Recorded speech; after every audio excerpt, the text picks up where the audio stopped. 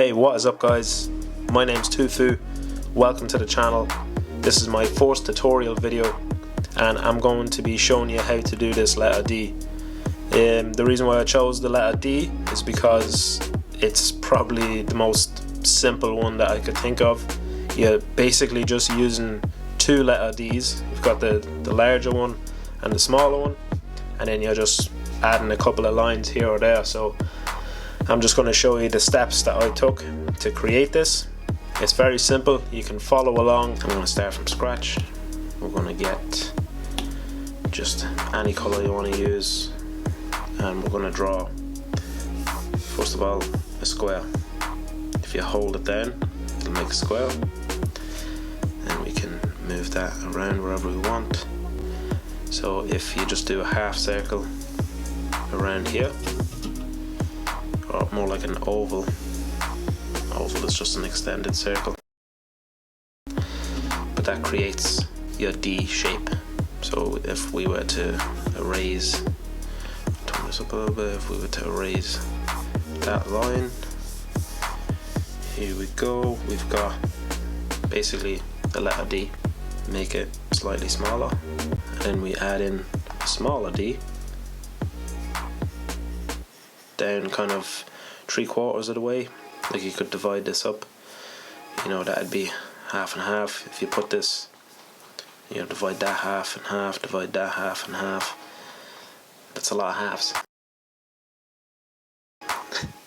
So you've got obviously 4/4. If you put that small D around about here, and then if you were to extend this straight out to the side and do the same with the top, go a little bit out, about the same distance as the bottom one, and then connect those two together, then you've got your shape. And you go in and you can erase these structure lines, erase this here, and there you go, easy as that. So then if you turn that down, the opacity, which basically controls how transparent it is, I usually go about 20%. We'll open up a new layer. We can use the snap tool to get nice straight clean lines. Depending on what brush you're using, it'll be cleaner with one brush or the other. So now with this curve, if we do our best to go around as clean as possible and then hold it, it'll snap into place and we can adjust it. If we let go, it'll show up a little edit shape up the top, and we can play around with that. We can move it, you know, with all these, there's 3 points on this, we can move them 3 points around until we're happy with the outcome. Once that's done, just click on your brush tool again and it'll go back in. We're going to add another line here, and we're going to do the same with that snap tool where we roughly draw the ellipse or half of an ellipse.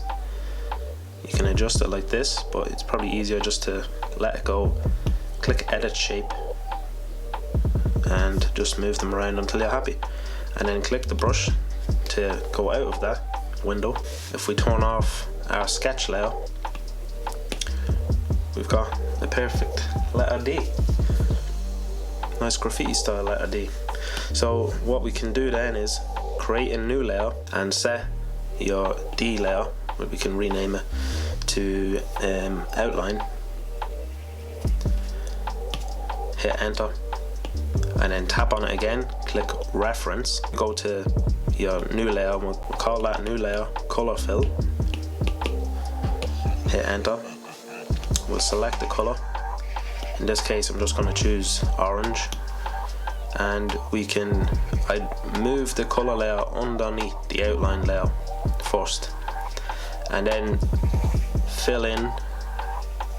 Make sure that I usually have the threshold up, you know, about 90%, because you just don't want any, you know, you don't want to see any of that little white pixels.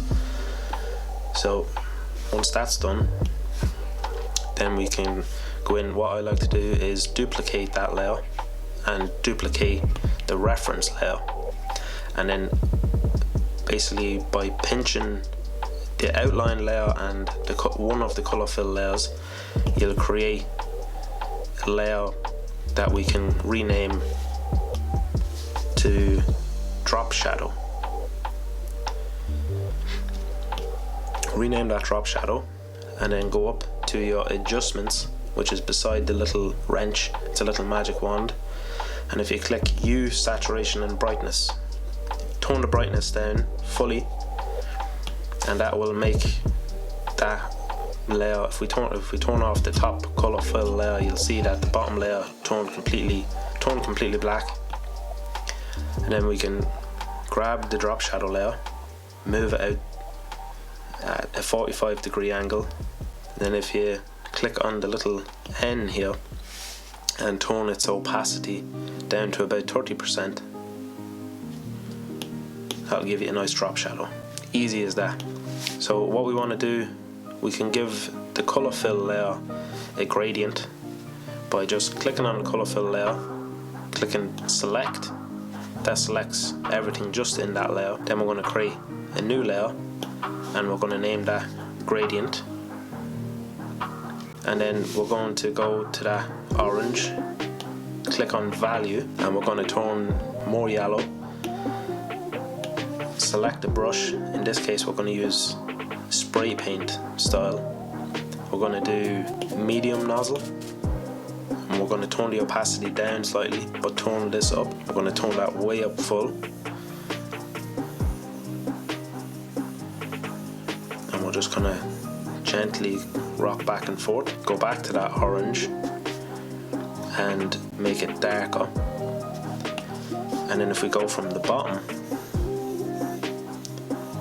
now what we're going to do is, while we still have that selected, we're going to create a new layer and we're going to call this shadow. We're going to actually turn the opacity down to roughly 30%, and we're going to change the color to black, and then we're going to go in and we're going to pick out where our shadows is. So the light is coming from the top left. We can come in and draw around like that. Remember, you can also, if you're not that great at getting nice curves yet, you can hold the snap button, let it snap into place, and then just come in and colour that in. You can do a fill, but you'd have to do it a little bit differently. I can show you that in a future video. So yeah, so just pick out the bits where the shadows are going to be. It take a little bit of a learning curve to figure out where the shadows will be, but in this case I'm just gonna rush it. I can go into more detail about that in a later video. So I'm just gonna clean up them lines a little bit. Easy peasy. And now we've got something that looks pretty good.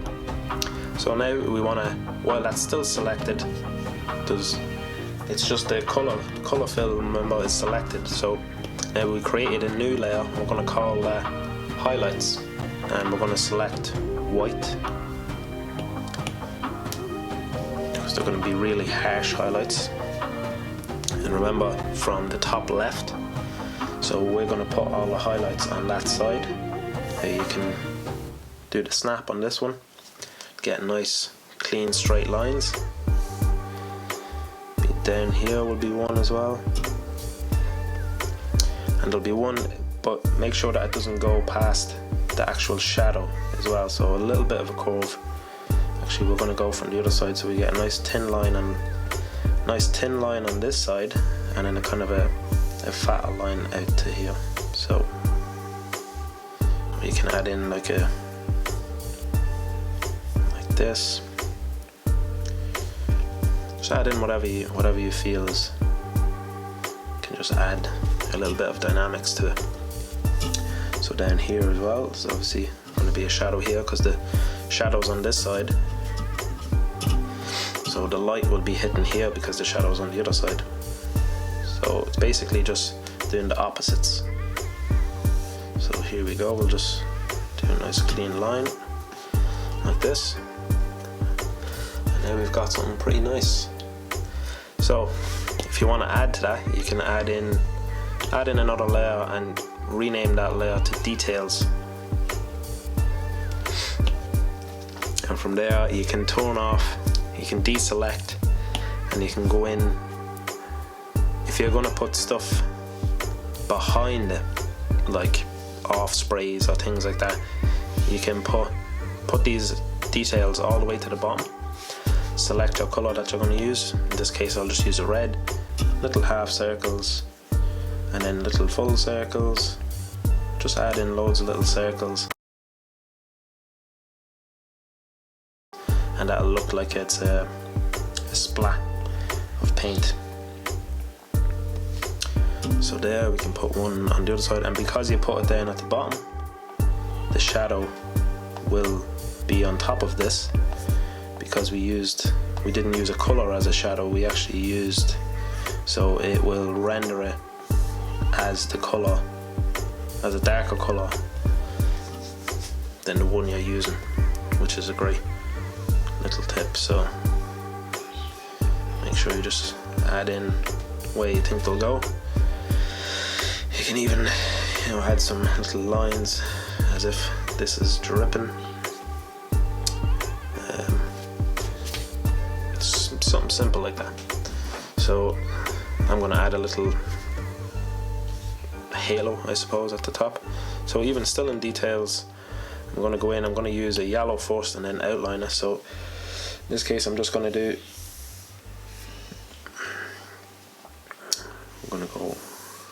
we actually want these details to be on top, so we'll go back up to outline at the very top, add a new layer, call this details 2, or call it what it is even, which is, you can just call it halo if you're doing a halo, or if you're doing a crown, and it has to be on top of the rest of the layers.